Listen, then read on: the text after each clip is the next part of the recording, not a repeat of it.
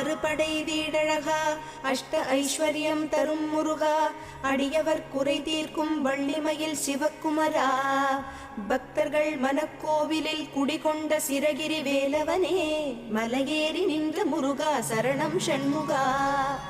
ஆனந்தம் நாளும் தழைத்திடவே வரம் தரும் வடிவேலனே வள்ளி குஞ்சரி மணவாளனே அண்ணாமலை மைந்தனே அண்டினோர்க்கு அபயமே முருகானின் கமலப்பாதமே மலையேறி நின்ற முருகா சரணம் ஷண்முகா